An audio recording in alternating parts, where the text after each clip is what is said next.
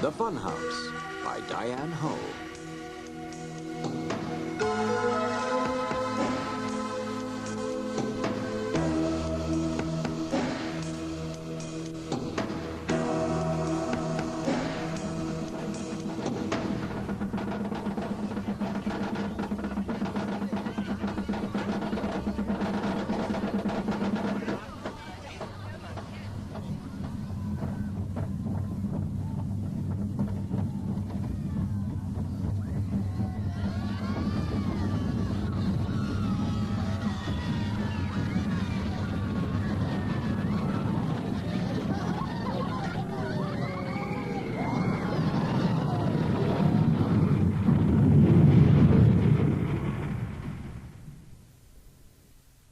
Landers would always remember exactly where she was and what she was doing when the Devil's Elbow roller coaster went flying off its track, shooting straight out into the air and hanging there for a few seconds before plummeting to the ground.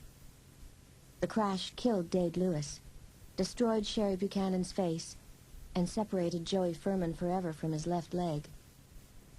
A dozen other roller coaster riders and 10 passers-by were injured.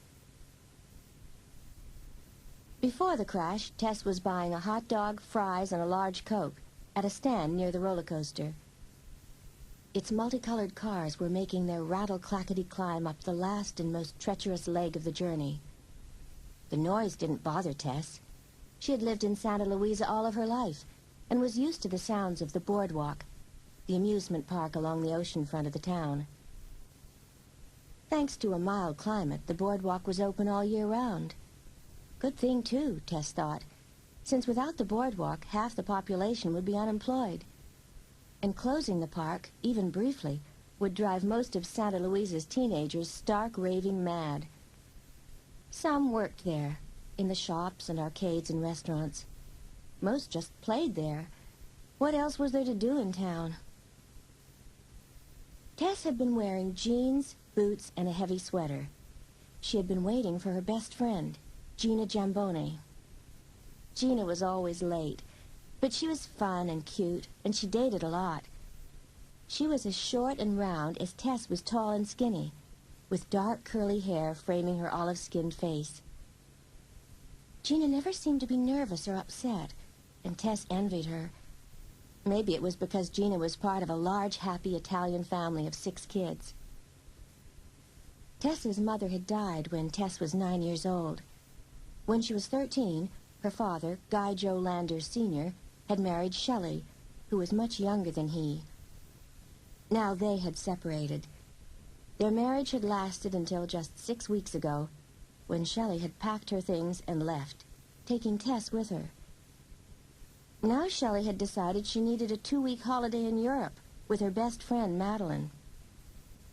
Shelley had given Tess the choice: either stay with her father and brother at the mansion or hang out on her own at Shelley's apartment. At 17, Shelley said, Tess was old enough to take care of herself. Tess wasn't so sure. The Shadows, the exclusive condominium complex where she and Shelley lived, was set deep in the woods, on a hill above the town. It was beautiful during the day, but it could be cold and lonely when darkness fell. On the other hand, Tess had no desire to stay with her father and her brother, Guy Joe Jr. She couldn't forgive Guy Joe for choosing to live with their father. She couldn't even understand it. Their father had always been too busy for his children. Well, at least he's my real parent, Guy Joe had said pointedly. Okay, Tess thought. So Shelley was their stepmother, but at least she could be fun. And her father hadn't even tried to stop her when she decided to live with Shelley. Tess was deep in thought when Gina came up to her. Hi, Tess. Gina! You shouldn't sneak up on people like that when I'm eating a hot dog. I could choke to death. My hair probably turned white. Your hair is still the same mousy shade it always was. Oh, thanks for the compliment. Why are you in such a good mood tonight? Because I see Doss Beecham over there working in the ring toss booth. I think I'm making some progress with him. He stopped calling me Jamboni. He actually said, "Hey, you," yesterday. I don't know what you see in that guy anyway. Well, he's just a big bruiser in a white t-shirt. He spends more time combing that mess of black hair than he does anything else. He's cute. Besides, I feel sorry for him. Doss used to be one of us, remember? Just because his father lost all their money, everyone looks down on him now. No, Gina, people look down on Doss because he's a grouch who thinks the world owes him a living. That's unfair. Tess knew that the Beecham family weren't exactly starving to death. They still owned their big house on the hill, which they bought for cash years ago, and Tess had heard that Doss paid the taxes on the house out of his earnings. That was something in his favor. He hadn't let his family get tossed out on the street. Well, Gina, where's Beak tonight?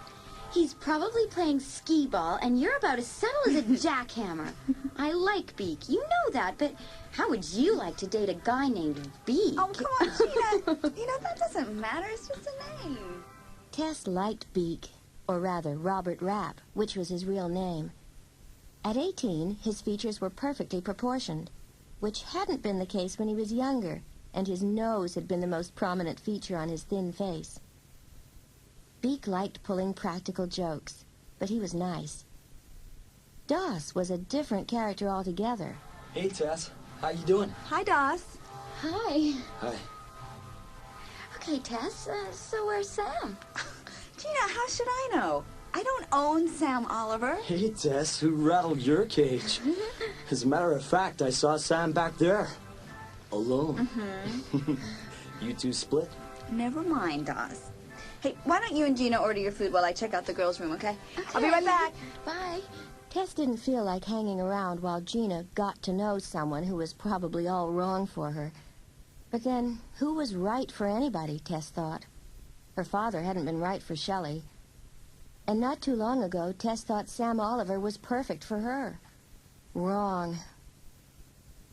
Tess pushed open the creaky old metal door to the restroom opposite the Devil's Elbow. She heard the rattle-clatter of the roller coaster as it headed up to the top of its highest climb. Tess didn't mind scary rides, but she hated the roller coaster. She had ridden it once when she was 9 years old. Never again. Her heart had thudded for hours after. She came out of the restroom just in time to see the roller coaster begin its last thundering descent. She imagined what it would feel like. The wind hitting her face, the air heavy with screams and shouts, the last plunge seeming to take forever, but actually lasting only a second. Then that moment of relief as the train reached the last gentle curve before coasting back home. That was the way it was supposed to happen. But not this time. This time, it was horribly, shockingly different.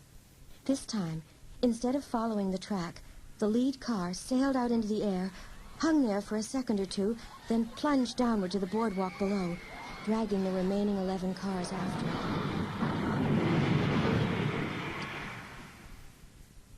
Tess stood huddled against the wall. She couldn't believe what had happened in front of her.